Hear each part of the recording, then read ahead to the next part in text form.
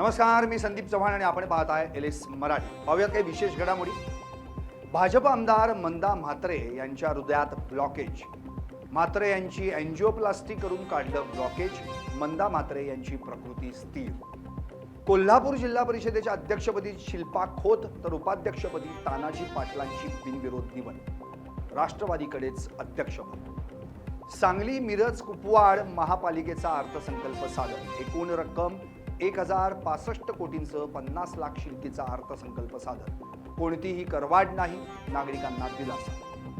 बीडच्या गेवराईत रात्रीतून संत सेवालाल महाराजांचं उभारलं स्मारक। स्मारकास कोणतीही मान्यता नाही, नगर परिषदेकडून गुन्हे दाखल करण्याचे संकेत। जळगाव जिल्हाधिकारी कार्यालयासमोर ठाकरेंच्या शिवसेनेच्या वतीनं निदर्शन। गॅस दरवाढ आणि राज्य सरकार विरोधात काळ्या पट्ट्या लावून निषेध।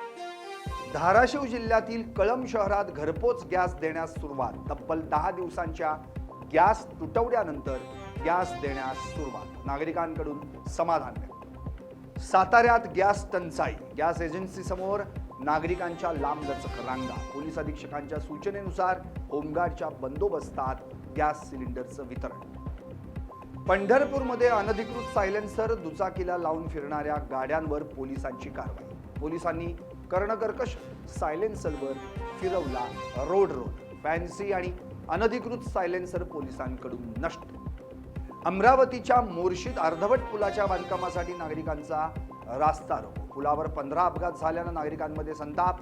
17 एप्रिलपर्यंत काम पूर्ण करण्याचं प्रशासनाकडून लेखी आश्वासन।